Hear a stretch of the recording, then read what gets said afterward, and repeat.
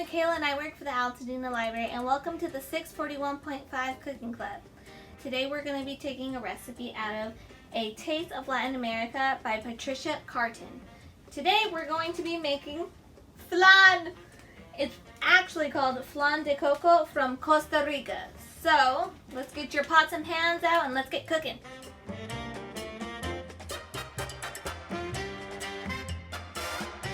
Now that you saw the ingredients and all the bowls and pots and pans you're going to need, let's start making the flan. Today I have my sister with me, Brianna. She's going to be my helper in the kitchen because I am not a good baker. She's the baker of the family, so fingers crossed we do not burn this flan. Let's hope. So first things first, what you're going to do is you're going to get a pot of water, put it on your stove, preheat that so it can boil. It says it needs about 6 quarts. That's 24 cups, I do believe. So bring that to a boil, and while that's boiling, also preheat your oven to 325. While that's being set, prep your deep dish. This is my turkey dish. When it's turkey time, Thanksgiving time, you know what I mean. So you're going to prep your deep dish and your ramekins or whatever you decide to use to put your flan in. It could be a glass baking pan, a pie tin, whatever you decide to serve your flan in. So what you're going to do is prep this so that when the water's done boiling, we'll add the water into the deep dish so that the ramekins or your whatever tin you end up using is filled with water. Why is it called a... So this is the bain-marie method, which is you put boiling water in as well as you're cooking it into the oven. It helps with delicate desserts like custards, flan, whatever, creme brulee, things like that. It helps cook them evenly, and it keeps the heat uniformed around the dish. Got it. Alright, I'm going to put this to the side. And the next thing we're going to do is caramelize the sugar. So you're going to take about 2 cups of sugar and you're going to put it into a saucepan. Medium skillet. I call it my egg fry pan. Now that she has that on the skillet, make sure you use a heat resistant spatula or like a wooden spoon. That way you don't burn your spoon, and don't use metal.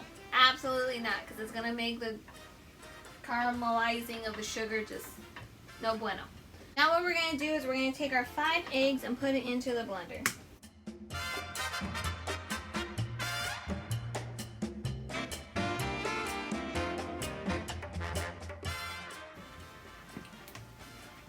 Blending time.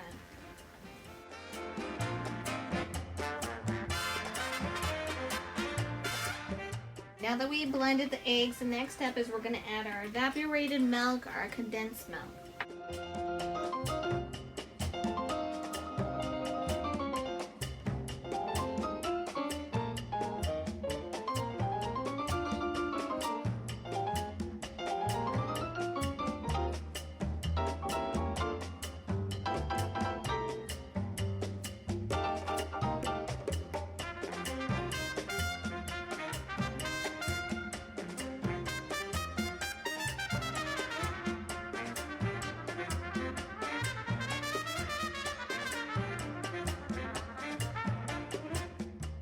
Now that we have all the milk in, we're going to blend that also.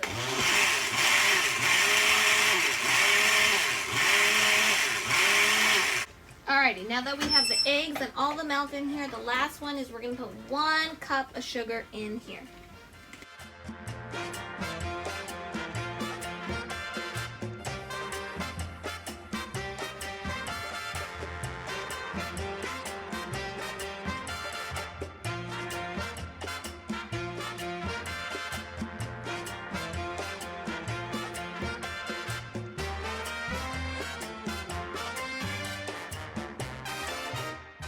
Now that we have mixed all of the milk, the sugar, and the eggs, the last one is we're going to need to add a pinch of salt.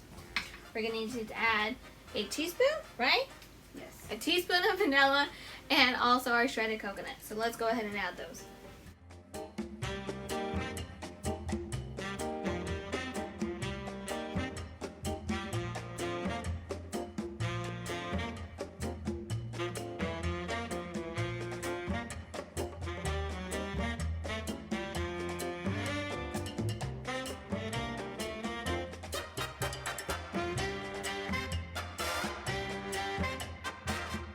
Now that all of our ingredients are mixed in, the next step is we're going to wait till all of the sugar is caramelized. We're going to put it into the ramekins and then we'll add this. Alrighty. Take your flan mixture, put it off to the side, clear your area, and then get your ramekins ready. She's still caramelizing the sugar. If you take a look, I'll bring it, show it to the camera. It should kind of look like this, a little ooey gooey. There's still a little bit of chunks in there. You're gonna want to try to make sure you get those out as much as possible. But also watch your caramel so it doesn't over crystallize as well. What she said. Alrighty. So now that she's done caramelizing the caramelizing the sugar. Caught myself. Looks like that. Looks like liquid. Pure joy. Woohoo! Alrighty. So next thing we're gonna do is we're gonna fill the deep dish with the water. Hot water. Please be careful. With your ramekins or baking dish, whatever it is, still in, because you're going to measure the water to about 3/4 from the rims of your dish.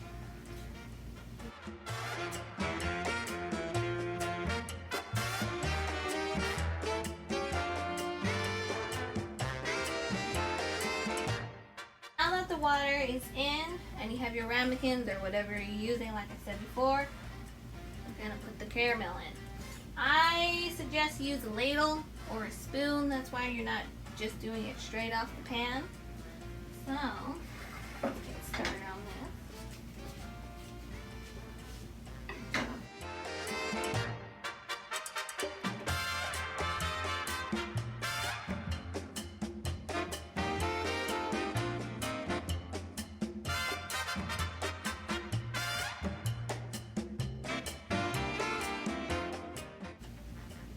Want to make sure you fill it so it fills the whole container. Well, the whole bottom of the container.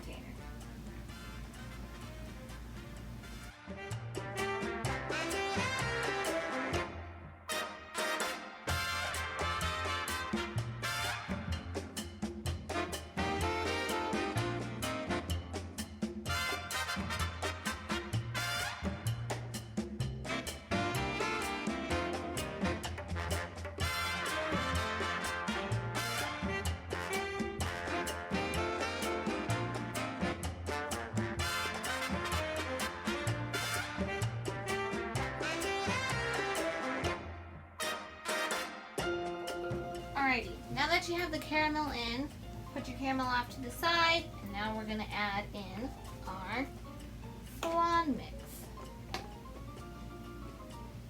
What you're going to do is you're going to put it in about 3/4 of the way into your tin.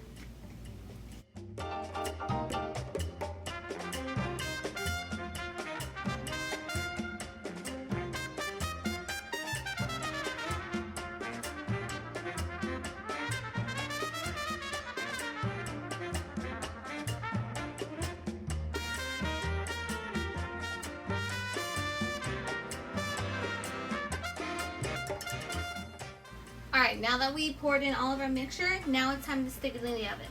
You're going to put your oven to about 45 minutes to an hour. When you're putting it in, make sure you're very gentle so that you don't spill the stuff into the water.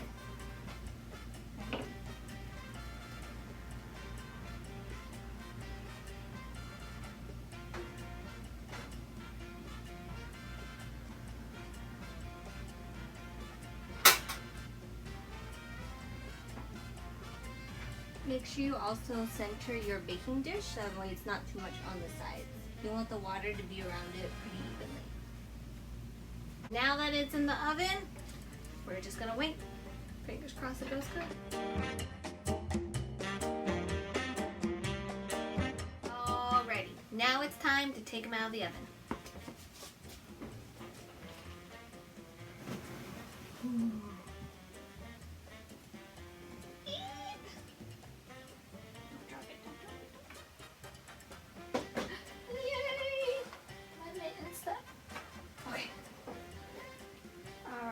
So now you're going to know that they're cooked because on the outside of your tin it's going to look a little brown.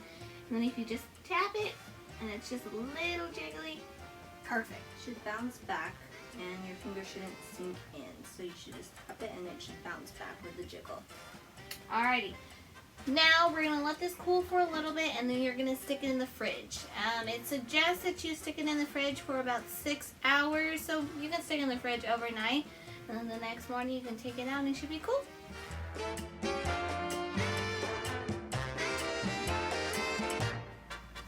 Hi everyone, welcome back. Alrighty, so now that you have let your flan fridge overnight, now it's time to take it out. Take it out, try to make it room temperature just a little bit, not too hot, not too cold. What you're gonna do is you're gonna take a non-serrated knife and just go along the edge of the ramekin or your pie tin or whatever you use, so you can just kind of loosen it up a bit. So,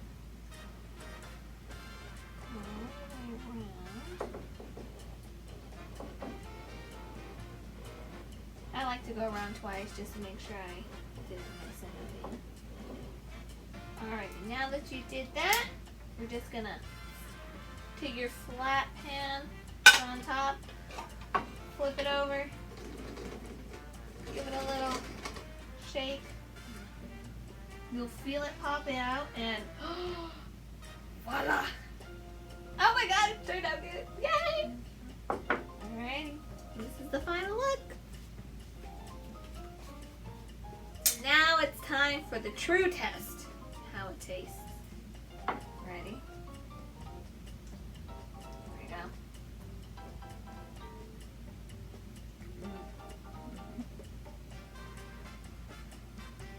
Delicious. The flakes make it, you gotta chew a little bit because of the coconut flakes.